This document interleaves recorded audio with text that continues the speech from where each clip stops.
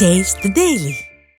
மதுரையில் திமுக அரசின் அவல நிலையை மக்கள் மத்தியில் கொண்டு செல்லும் வகையில் அதிமுகவினரால் ஒட்டப்பட்ட போஸ்டர்களை திமுக தொண்டர்கள் கிழித்து அராஜகத்தில் ஈடுபட்ட சம்பவம் மக்களிடையே அதிருப்தியை ஏற்படுத்தியுள்ளது.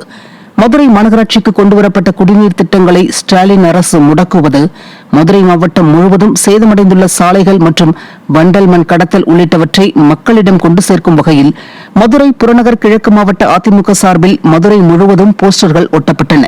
ஸ்டாலின் நடத்தி வரும் குடும்ப ஆட்சியின் செயலற்ற தன்மை மக்களுக்கு தெரிந்துவிடுமோ என்ற அச்சத்தில் திமுக தொண்டர்கள் பல்வேறு இடங்களிலும் போஸ்டர்களை கிழித்து அராஜகத்தில் ஈடுபட்டுள்ளனர்.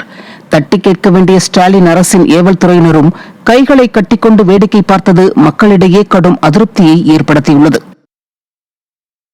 விருதுநகர் மாவட்டம் ஸ்ரீவில்லிபுத்தூர் அருகே புதிய நீர்வழிப்பாதையை உருவாக்க நடவடிக்கை எடுக்காதது குறித்து விவசாயிகள் வேதனையடைந்துள்ளனர். பத்ராயிருப்பு மேற்கு தொடர்ச்சி மலையடிவாரத்தில் பிளவக்கல் பெரியார் அணை மற்றும் கோவிலாறு அணை என 2 அணைகள் உள்ளன.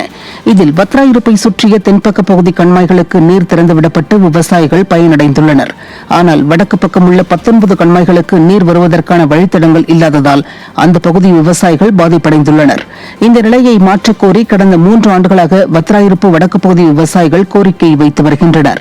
இதுகுறித்து எந்த நடவடிக்கையும் எடுக்காத நிலையில் பிளவக்கல் பெரியார் அணையில் பழுதடைந்து கிடக்கும் பூங்காவை சீரமைக்க 10 கோடி நிதி ஒதுக்கீடு செய்து ஸ்டாலின் அரசு உத்தரவிட்டிருப்பது விவசாயிகளை வேதனையடைய வைத்துள்ளது. விளையாட்டுத்துறைக்கு 10 கோடி நிதி ஒதுக்குறதாக தெரிகிறது.